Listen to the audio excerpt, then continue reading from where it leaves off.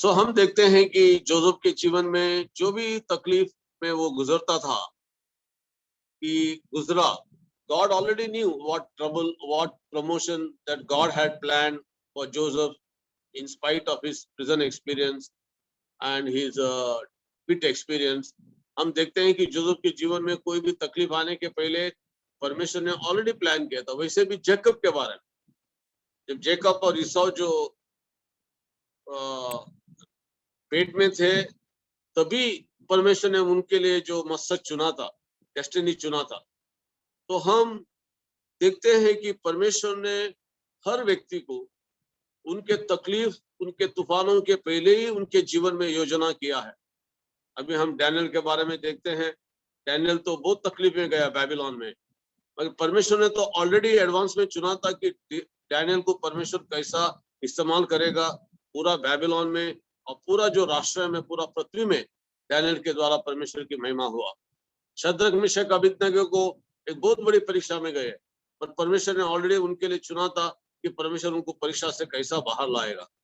We see in David's life, David तो बहुत परीक्षा में गया सॉल के द्वारा, बाकी चीजों से द्वारा, मगर God had already chosen him to be king in the people of Israel. So no matter what troubles that we face in life, what challenges that we face in life, this 14th point, I will send you the notes soon after this teaching. The 14th point that we are learning, earlier almost 13 points we learned with Pastor Rajan, and today we are missing him, but he is there rejoicing in heaven, and maybe he is listening to us, and rejoicing what God is doing among us. So this is the point that we will learn, that God already has solution in mind before we go through any challenges in life. कोई भी तकलीफ हमने गुजरने के पहले परमेश्वर के मन में ऑलरेडी योजना है, हमको परमेश्वर कैसे संभाल करेगा, इस हमारी परीक्षाओं के द्वारा वो हमें कैसा प्रमोशन लाएगा। An example is Joseph. Moses के जीवन में मोसेस तकलीफ में गया, मगर मोसेस को परमेश्वर ने ऑलरेडी चुना था। जोब के जीवन में, जोब हम देखते हैं शैतान उसको हमला करने के पहले ही परमेश्वर ने उसके जीवन में योजना किया था। डेविड के बारे में हमने सुना, डैनियल के बारे में सुना, अपोस्तल पौल के जीवन में भी हम देखते हैं तूफान जरूर आया, मगर तूफान के द्वारा वो माल्टा में पहुंच गया, और माल्टा में प्रभु का महिमा हुआ।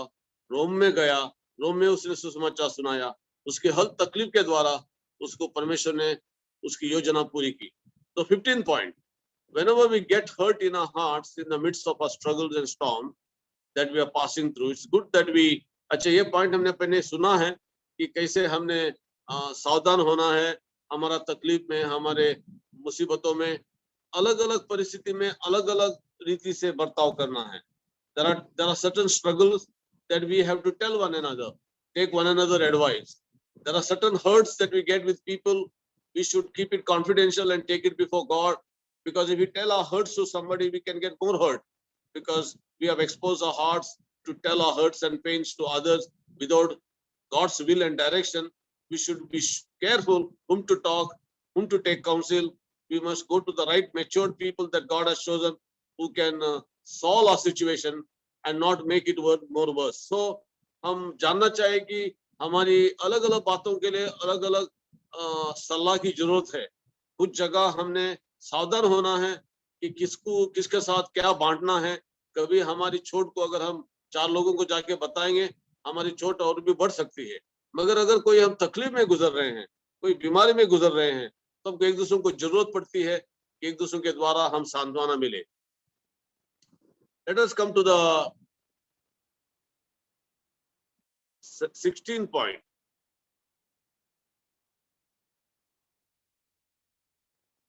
It is important for us to hear God's voice in the midst of our trouble storms. We must avoid listening and speaking the threatenings of our storms. Instead, keep believing and speaking the whispers of the Holy Spirit. Threatening brings fears, but whispers produces faith, peace and rest. तो हमने हमारी जो तकलीफ में हमारे तूफानों का एक आवाज होता है। Our storms have a threatenings, our troubles have a threatenings. Whatever troubles that you face, whatever storms that you face, it has a voice to bring fear in your life. मगर हमने पवित्र आत्मा की आवाज को सुनना है, हमारी तकलीफ की आवाज को नहीं। अगर हम तकलीफ हमें क्या बोलता है बोल के सुनेंगे, वो तकलीफ की आवाज हमारे में डर लाएगा, पर परमेश्वर की आवाज हमारे में विश्वास लाएगा. So we should not listen to the threatenings of the storms and get afraid, but listen to the voice of the Holy Spirit and get faith in God. So that is our 16th point that, maybe next time we'll more elaborate, or you can go through the points and learn more. 17 point. सब Hindi English जानने वाले लोग सुन रहे हैं हमको. हमारी तकलीफ में, थैंक यू, हमारी तकलीफ में हमारी वर्ड्स बहुत इंपॉर्टेंट है. Let me read out this point two you. Point 17. Our words play a great role in our transformation of our, as our tongue is like a rudder to the ship of our lives. We can turn the course of our ship by the words we speak. There is life or death in the power of our tongue, especially when we speak from our hearts. Not only our words release us power in our spiritual, physical, and atmospheric realm of our life, but also it affects ours and others' faith, feelings, and sentiments. Hence, we must learn to convert our troubles into triumphs, problems into promotional blessings, opposition into opportunities by the power of our words through faith. When you go through the notes, you'll be able to understand better. But let me make simple that when we go through struggles and storms, what we speak is very important. Our words can worsen our problems or can solve our problems.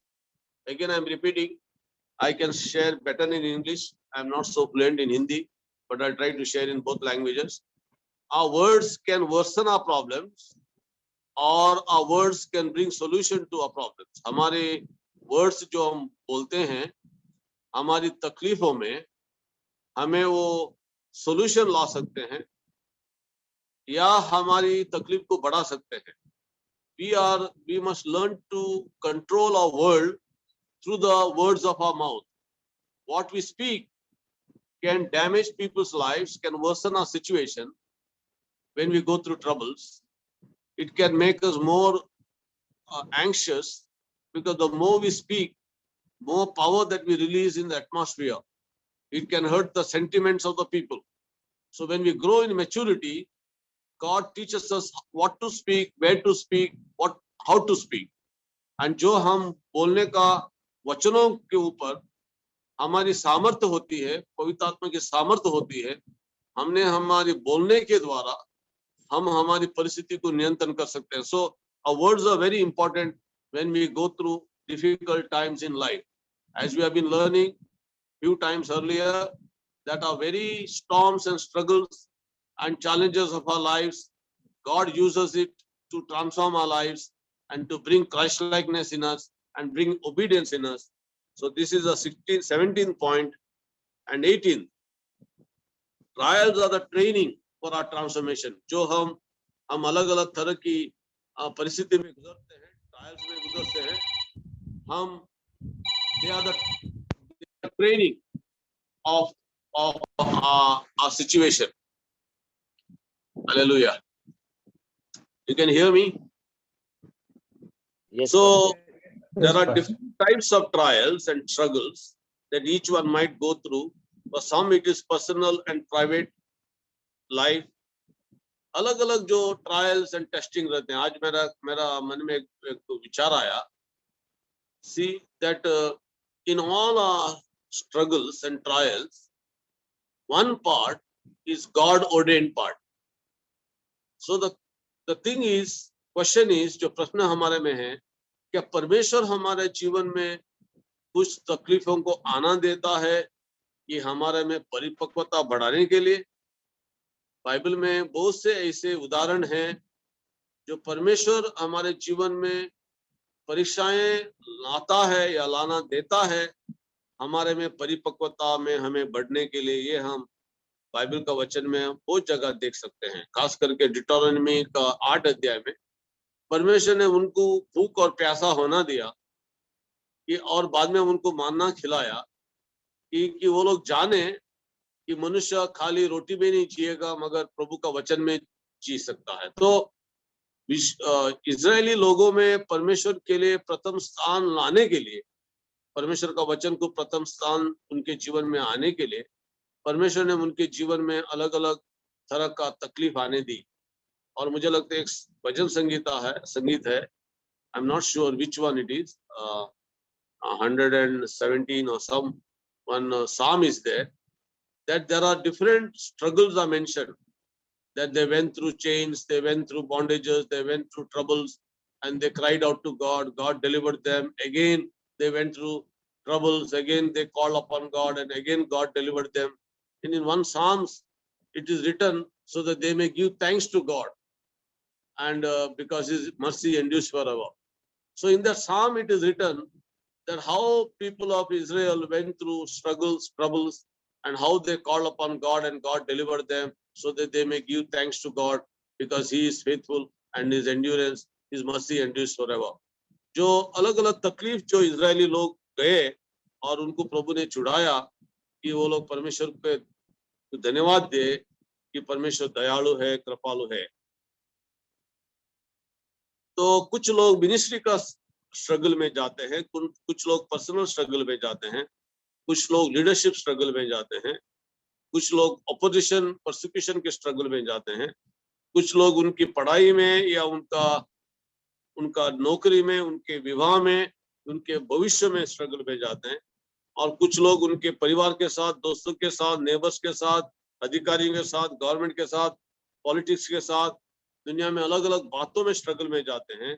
मगर कौन सी भी struggle या कौन सी भी तकलीफ लोगों में आती होंगी, मगर ये इम्पोर्टेंट है कि हम हर बातों में विजेता में चलें और हम प्रभु का नाम का, महिमा का, सुसमाचार के खुशबू बने, हथियार बने, that we may learn to prioritize God's presence and do His will and enjoy total perfect peace and rest in the midst of all struggles. Point 19. Our trials and testing could be proportionate to the destiny God has called us. अभी अलग अलग लोगों को अलग अलग परीक्षाएं हैं, अलग अलग बुलावत की वजह से की अनुसार। कुछ बुलावत, अभी आपने देखा जोसेफ के जीवन की बुलावत अलग थी, इजिप्ट का प्राइम मिनिस्टर बनने के, और उसके लिए उसके जीवन में ऐसे तरह की चरित्र की जरूरत थी। God had to take him in certain transformation process to bring the character of God in him, character of Christ in him. David's life calling was different, to be a king, and there God had to allow him certain troubles, trials, or God had to transform his life with King Saul, that he would not become like a King Saul. And sometimes God uses the people like a calling to be a testing to us. अभी देखो, अगर आप एक भविष्यद्वक्ता हो, आपको परमेश्वर हो सकता है कि आपके जैसे एक भविष्यद्वक्ता को इस्तेमाल करेगा आपके जीवन में।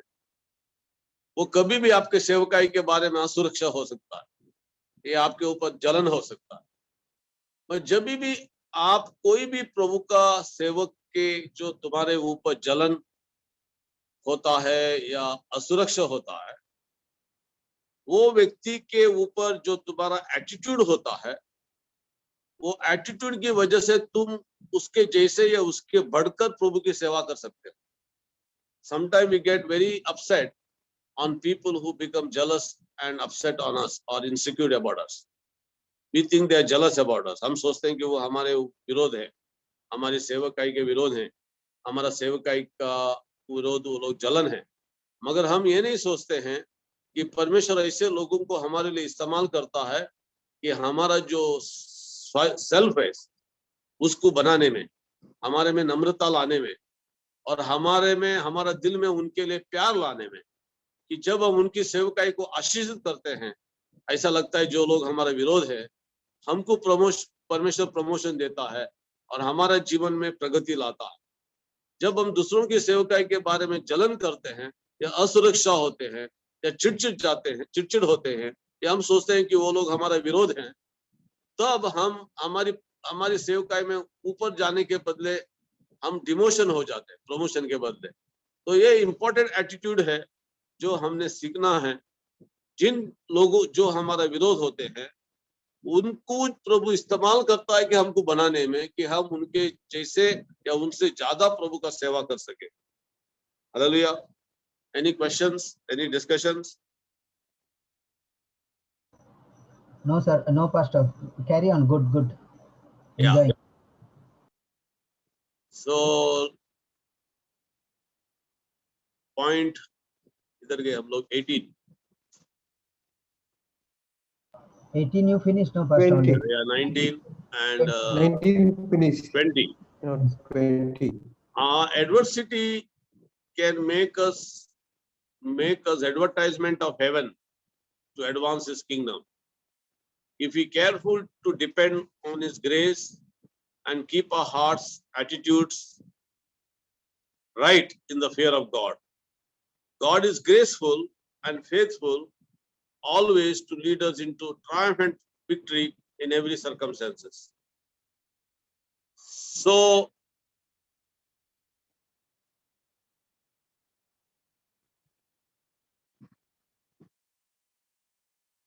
हमारी जो एडवर्सिटीज बोलेगा तो इंग्लिश में एडवर्सिटीज, हिंदी में हमारी तकलीफें हैं या हमारी समस्याएं में हम परमेश्वर की राज्य की एडवर्टाइजमेंट बन सकते हैं. Can we think about that circumstances or adversities can become advertisement of heaven? Can you think about that? And if we carefully depend upon God's grace, because how we react to our troubles, it becomes heaven to us. हमारी तकलीफ में हमारा reaction क्या है, उसके द्वारा हम स्वर्ग को दर्शाते हैं. See, heaven and hell is looking at us when we go through troubles, problems. If we react, hell is rejoicing. If you react wrongly. If you react rightly, heaven is rejoicing. Just like the word says, when one sinner repents, whole heaven is rejoicing. So also one saint rejoices in troubles, heaven is rejoicing.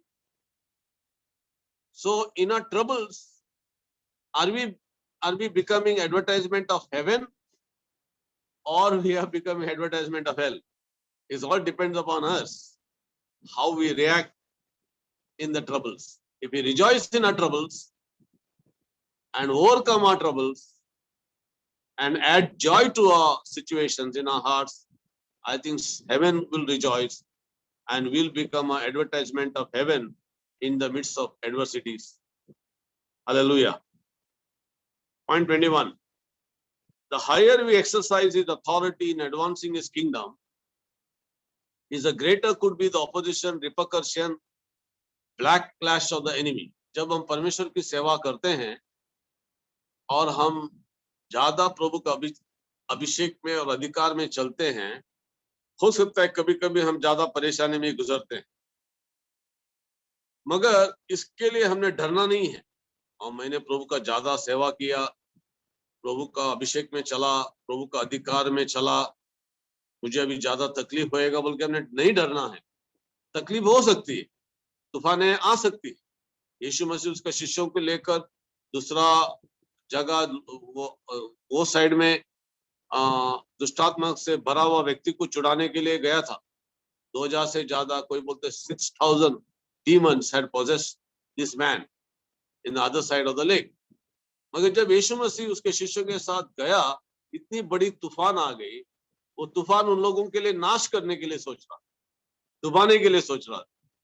मगर जो तूफान डुबाने के लिए सोचा, उनका नाव को, यीशु मसीह नाव में सोया था, उसने उड़ के तूफान को दिखा रहा, साइलेंट किया, and he went to other side of the lake, and there was a man who got delivered. कभी कभी हम अलग अलग जगह में जाते हैं जिधर लोगों को छुटकारा मिलने के लिए, और जब दुश्मन देखता है तुमको इलाके में जा रहे हो, शैतान के कामों को तुम्हारे द्वारा नष्ट होने वाले हैं, प्रभु के राज्य बढ़ने वाला है, लोग प्रभु के राज्य में आने वाले हैं, या तुम प्रार्थना में बहुत अभिषेक में प्रार्थना कर रहे हो, अलग अलग इलाके के लिए, अलग अलग शहर के लिए, अलग अलग देशों के लिए, हो सकता है तुम्हारा विरोध शैतान को तूफान लाएगा तुम्हें डराने के लिए या तुम्हें न जाने देने के लिए. So what is our reaction at that time? So I have written here that by being led of the Holy Spirit, पवित्र आत्मा हमें तो उसके उपस्थिति में हमने क्या करना है? We need to counter attack the enemy by being led by the Holy Spirit and spend quality time in His presence and His word, worship and prayers, and also raise up prayer partners to stand together with us in intercession and support. ऐसी परिस्थिति में हम नम्र हो जाते हैं, ऐसी परिस्थिति में हमारे में प्रार्थना का अभिषेक बढ़ता है, ऐसी परिस्थिति में हम प्रभु का और भी नजदीक होते हैं, हम प्रभु के ऊपर और भी डिपेंड होते हैं, है ना। 2 कोरिन्थियन में 1 अध्याय में पौलुस लिखता है, हम बहुत बड़े तकलीफ में गए, even we despaired our own life, हम खुद के जीवन के निराशा हो गए, we were in great troubles, ऐसा लिखता है, हम बहुत तकलीफ में गए, मगर ये हुआ, this happen that we should not trust in ourselves but on God who raises the dead. ये तकलीफ के बीच में पौलुस ने क्या सीखा? That we should not rely on ourselves but upon God who raises the dead. And he said in his letter that God comforts us in all our troubles so that we may comfort those who are in trouble. So परमेश्वर हमें हर तकलीफ में हमें सांत्वना देता है कि हम दूसरों को उनकी तकलीफ में सांत्वना दें। जो तब हम तकलीफ में गुजरते हैं, जब हम परमेश्वर का राज्य को आगे बढ़ाते हैं, तो या हम अधिकार से अभिषेक से सेवा करते हैं, वो तकलीफ के बीच में हम और भी मजबूत बनते हैं, हम दूसरों के लिए सांत्वना बन जाते हैं। And then we learn not to rely on ourself but on God who raises the dead, कि हम परमेश्वर के ऊपर निर्बल होने के लिए सीखते हैं कि जो परमेश्वर हमें उन तूफानों में सांत्वना देता है और दूसरों को सांत्वना देने के लिए इस्तेमाल करता है, और हमारे में नम्रता दीनता लाता है कि and he teaches us not to depend on ourself but on God who raises the dead. वो हमें सिखाता है कि हम कैसा परमेश्वर के ऊपर निर्बल होके चले। Our warfare should be proportionate to the worship and the revelation of His word, supported by prayer, covering of others. एक दूसरों की प्रार्थना हमारे लिए बहुत जरूरी है जब हम युद्ध में जाते हैं। तो ये एक बहुत हमारी नम्रता है कि हमने एक दूसरों को प्रार्थना के लिए निवेदन करना है, एक दूसरे के सामने हमने नम्र होना है, एक दूसरे के साथ हमने आधीनता में चलना है कि हमारे में प्रोटेक्शन रहे, सुरक्षा रहे, कि दुश्मन के हमले से हम बचे। तो ये आर्मर ऑफ गॉड पहनने से, परमेश्वर का हथियारों को पहनने से, निरंतर प्रार्थना में रहने से, एक दूसरों का आधीनता में रहने से, एक दूसरों की प्रार्थना की कवरिंग में रहने से, और हम खुद काउंटर अटैक करने से, शैतान की हमले को हम उसको विरोध अटैक करने से, प्रार्थना के द्वारा, अभिषेक के द्वारा, हम ये दुश्मन ने लाया हुआ तूफानों के ऊपर विजयता में चलकर ज्यादा आशीष और अभिषेक होकर प्रभु की सेवा और भी सामर्थ्य से हम कर सकते हैं, और कोई निराशा में हम न गुजरेंगे। Point 22. As we heard before, till we become consistent in our walk with God, required to fulfill our call and destiny, we may have to endure storms, struggles, challenges, troubles, till we come to the place of total rest and trust in God in all the areas of our lives, till we have fulfilled our destiny. हमारे लिए परमेश्वर का मकसद है, और वो मकसद पूरी होने तक, और जो मकसद के लिए हमारे में जो चरित्र की जरूरत है, वो चरित्र हमारे में बढ़ने तक परमेश्वर ये होना देता है कि हम अलग अलग परिस्थिति में गुजरे। क्योंकि जब तक हम हमारी परिस्थिति में विश्राम करने के लिए नहीं सीखे हैं, हमारी परिस्थिति में हमारे में प्रभु के गुण और स्वभाव आने तक, हमारे ऊपर रहने वाली बुलावट हम पूरा करने तक, हम अलग अलग सिचुएशन में गुजर सकते हैं। इधर मैंने लिखा है, God who is a master potter and refiner would use every circumstances of our lives to bring repentance, reverence, reformation, transformation till we are molded in His likeness and character. हमारा जो मास्टर पॉटर है वो हमें बनाता है उसके चरित्र में, हमारे जीवन में उसके गुण लाता है, हमें उसके जैसे बनाता है, और वो हमें छोड़ता नहीं है, हमारी परिस्थिति में वो हमें मोल्ड करता है। He is a refiner's fire बोल के ऐसे लिखा है मलाकी में, है ना। वो हमें रिफाइन करता है, शुद्ध करता है, पवित्र करता है, और हमारी बुलावट, जो बुलावट उसका हमारे लिए है, the destiny that God has for us, उसके लिए वो हमें तैयार करता है और इस्तेमाल करता है। पॉइंट 23,